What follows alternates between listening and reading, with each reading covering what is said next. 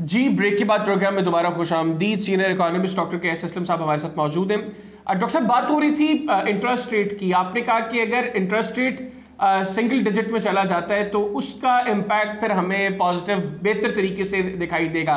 सो फार ये जो 200 पॉइंट्स की कमी है, इसको आप वैसे कैसे देख रहे हैं, और आप समझते हैं कि स्टेट बैंक आने वाले दिनों में मजीद जो है वो इंटरेस्ट रेट में कमी की तरफ जाएगा? ये मेरा ख्याल है कि मजीद जाएगा। मेरा तो ये ख्याल था कि जल्दी जल्दी इंटरेस्ट रेट को बहुत ज्यादा कम कर देंगे ताकि जो सरमायाकार हैं वो अपने प्रॉफिट मार्जिन्स को कैलकुलेट कर सकें फॉर लॉन्गर टाइम। मगर जब आप थोड़ा थोड़ा करके करेंगे तो मुश्किल हो जाता है इन्वेस्टर के लिए कि उसने इन्वेस्टमेंट कर ली है और अब आप इंटरेस्ट रेट कम कर रहे हैं। तो ये इट शुड हैपन। अब जो बड़ी बात यह है कि दुनिया की बड़ी जो इकोनॉमीज हैं वो 5 और 6% पे इंटरेस्ट रेट रख के बैठी हुई हैं। आप 17, 17.5, 20, 19 पे रख के बैठे हुए हैं। तो मुझे उसकी जो है रैशनल समझ नहीं आई और कोई फॉरेन इन्वेस्टमेंट नहीं आई इसमें इन दी कॉन्टेक्स्ट। तो आई थिंक कहीं वेस्टेड इंटरेस्ट है जिसको हम सेटिस्फाई करते हैं इन दी कॉन्टेक्स्ट, हम जनरल पब्लिक को नहीं देख रहे। तो वो वेस्टेड इंटरेस्ट क्या हो सकते हैं और किन की हो सकती है डॉक्टर साहब? क्योंकि जिस तरह आपने कहा कि जो बड़ी इकोनॉमीज हैं वो अपना इंटरेस्ट रेट 5-6% पर रखती है। मैं आज ही बरतानिया का पढ़ रहा था, क्योंकि बरतानिया ने भी कल अपनी जो है वो मॉनेटरी पॉलिसी दी है, तो उसमें उन्होंने 5% अपना इंटरेस्ट रेट रखा है। तो बरतानिया जैसी बड़ी इकोनॉमी 5% रख रही है, हमें तो यहाँ पे फैसिलिटेट करना चाहिए अपनी बिजनेस कम्युनिटी को कि वो बेहतर तरीके से काम करें। हम अभी भी जो है वो 17.5% पर है। देखें, मेरा ये ख्याल है कि जो इंटरेस्ट ग्रुप्स हैं वो बैंकर्स ही हैं। एनर्जी कॉस्ट में तो आईपीपीज हैं, मगर बैंकर्स भी बहुत बड़ा स्प्रेड रख रहे हैं और बहुत बड़ा फायदा उठा रहे हैं।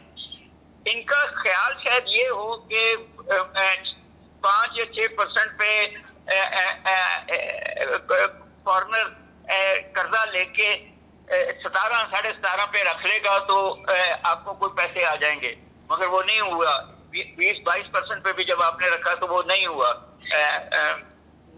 जो है मनी ट्रांसफर्स मुल्क से बाहर गई हैं, मुल्क से अंदर तो स्वाय रेमिटेंसेस के नहीं आई।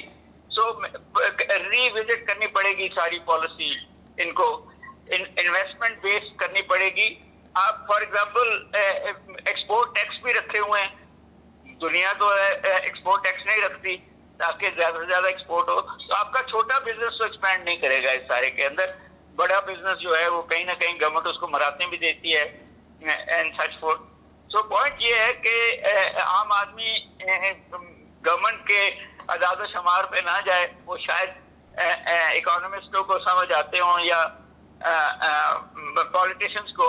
महंगाई बड़ी, इससे ज्यादा महंगाई इस मुल्क में शायद हो ना सकती हो। जब तक आपकी आमदनियां नहीं बढ़ेंगी ये महंगाई तंग करती रहेगी। अच्छा डॉक्टर साहब, अभी जी आप कुछ कह रहे हैं? अच्छा जी, मेरा सवाल अगला ये था कि फाइनेंस मिनिस्टर साहब कह रहे हैं कि दोस्त ममालिक की यकीन दहानियों के बाद IMF ने कर्ज फराहमी पर रजामंदी का इजहार किया है।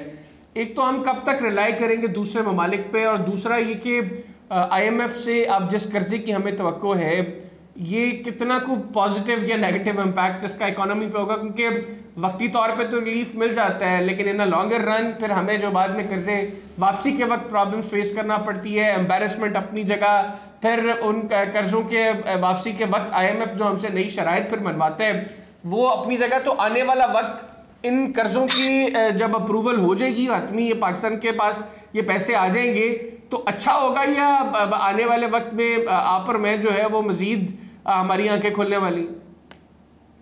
देखिए सर, जब तक इंडस्ट्रियलाइजेशन नहीं होती, जब तक एक्सपोर्ट्स नहीं बढ़ती, जब तक आपकी एग्रीकल्चर जो है वो इंटरनेशनल लेवल पे नहीं जाती, जब तक आपके बच्चे जो हैं वो प्रोडक्टिव नहीं होते, ये हो भी रहेंगी। IMF आपको बेल आउट करता रहेगा, आपके दोस्त मुबालिक इंटरेस्ट रेट बढ़ा के आपको रोल ओवर देते रहेंगे। आप उनकी पॉलिटिकल शर्तें भी मानेंगे, आप उनकी इकोनॉमिक शर्तें भी मानेंगे। मगर मुझे नहीं नजर आया कि आपने IMF की सारी शर्तें मानी है, ना आपने ट्रांसपेरेंसी की है, ना आपने पॉवर्टी एलिविएशन की है, ना आपने डाउन साइजिंग कोई अच्छे तरीके से की है। एक PIA ने बिकरा आपसे, तो ये सारी पॉलिटिकल स्टेटमेंट्स हैं। ठीक है, इम्पोर्टेंट है कि IMF से हमें वो 7 बिलियन आ जाएं, मगर कहीं हमने 23-24 बिलियन देना है, और अभी भी गैप शायद 13 बिलियन का है, जो वो कह रहे हैं कि शायद हमें दोस्त ममालिक ने वादा कर दिया है। मगर अब दोस्त ममालिक के पास भी पैसे नहीं रह गए हमें ऐसे देने के लिए। वो भी वहां जाके इन्वेस्ट करते हैं जहां उनको रेट ऑफ रिटर्न मिलता है। आपके जब रेट ऑफ रिटर्न ही नहीं मिलेगा तो वो पाक तो हो जाएंगे पैसे थोड़ी देर के लिए, जितना सऊदी अरब ने पाक किए हुए हैं, UAE ने दिए हुए हैं, चाइना रोल ओवर कर रहा है।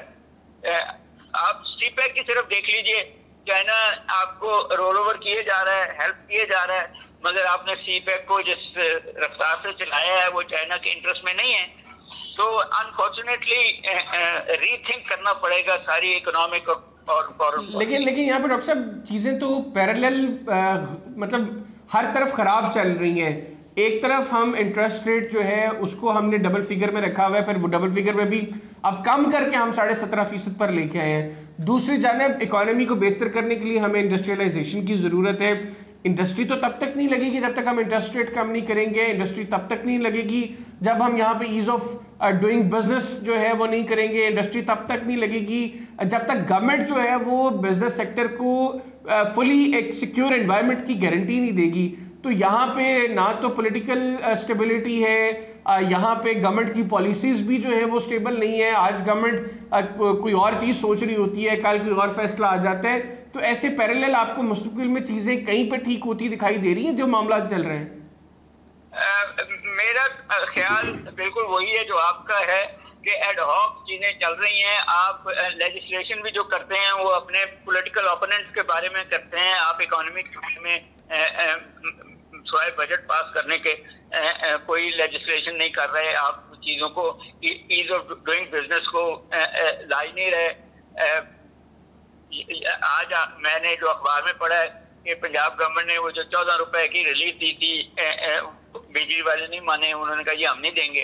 तो जब इंस्टीट्यूशन ही गवर्नमेंट की बातें नहीं मानेंगी तो असल होप तो उस वक्त आएगी जब मैंने आपसे कहा कि आप बिजली सस्ती करके आप छोटे जो कारोबारी हैं उनको एक्सपोर्टेबल बना दें, उनको क्वालिटी दे दें।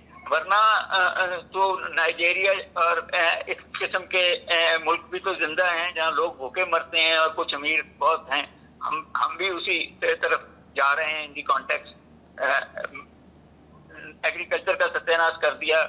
जो हमारे बच्चे हैं उनको हम अच्छी तालीम ही नहीं दे रहे। 21वीं सदी की बिजली को इतना महंगा कर दिया और आहिस्ता आहिस्ता रो रो के हम इंटरेस्ट रेट कम कर रहे हैं, which is not friendly to.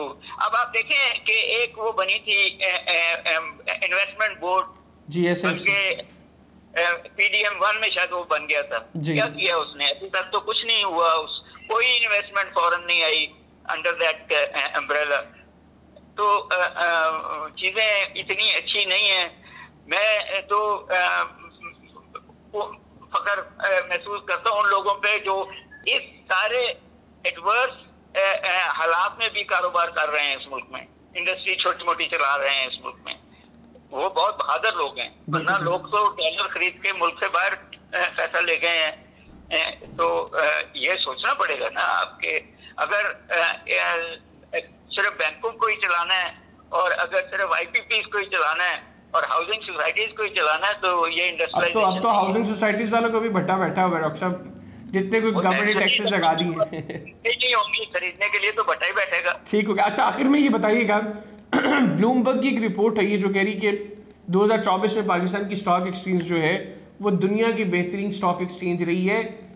ये ब्लूमबर्ग किस बुनियाद पे क्लेम कर रहा है कि पाकिस्तान स्टॉक एक्सचेंज दुनिया की बेहतरीन स्टॉक एक्सचेंज रही है? आपको 2024 में अभी तक कोई स्टॉक एक्सचेंज का इम्पैक्ट कहीं पे आता दिखाई दे रहा है बेहतरी का? सेकेंडली, मैं तो काफ़ी अरसे से मॉनिटर कर रहा था, मार्केट समरी देख रहा था, सिवाय चंद एक सेक्टर्स के हर सेक्टर जो है वो डिक्लाइन की तरफ है। देखें, अगर आप ये जो है स्टॉक मार्केट पे रजिस्टर्ड कंपनियां देखें तो उनमें से ज्यादातर गवर्नमेंट की अपनी कंपनियां हैं, उसमें उसमें बैंक्स हैं, आई डोंट नो शायद आईपीपीज भी हो। तो वहां भी जब डॉलर ऊपर जाता है तो स्टॉक मार्केट क्रैश करती है, जब डॉलर नीचे आता है तो स्टॉक मार्केट ऊपर चली जाती है। तो आई बिलीव कि ठीक है, मनी मार्केट में इट मस्ट बी अलाउइंग के लोग को पैसे वाले लोग और पैसा बना लें, मगर आम आदमी तो पैसा लूज करता है। बिल्कुल ठीक हो गया। और आपको आने वाले दिनों में डॉलर जो है वो स्टेबल ही दिखाई दे रहा है? स्टेबल ही होगा जी, मेरा ख्याल है, क्योंकि हमने जो अदादो शुमार है वो ये है कि हम सरप्लस में हैं, ट्रेड इंपोर्ट्स को कम किया हुआ है, एक्सपोर्ट्स जो हैं कुछ थोड़ी सी बेहतर हुई हैं, तो डॉलर स्टेबल ही रहेगा, मगर अभी भी बड़ा महंगा है। ये इतना जो है महंगा डॉलर से आप क्या इंपोर्ट्स करेंगे, क्या प्रॉफिट मार्जिन आपके होंगे? बिल्कुल ठीक। ना मशीनें इंपोर्ट कर सकते हैं, ना रॉ मटेरियल आप इंपोर्ट कर सकते हैं। बिल्कुल ठीक, बहुत शुक्रिया डॉक्टर कैसर असलम साहब, आपने प्रोग्राम के लिए वक्त निकाला। नाज़रीन, माहिर मईशत डॉक्टर कैसर असलम साहब हमारे साथ मौजूद थे, गुफ्तगू उनकी आपने सुनी। आज के प्रोग्राम से इतने, अगले प्रोग्राम तक के लिए मुझे और मेरी टीम को इजाज़त दीजिए। अल्लाह हाफ़िज़। पाकिस्तान जिंदाबाद।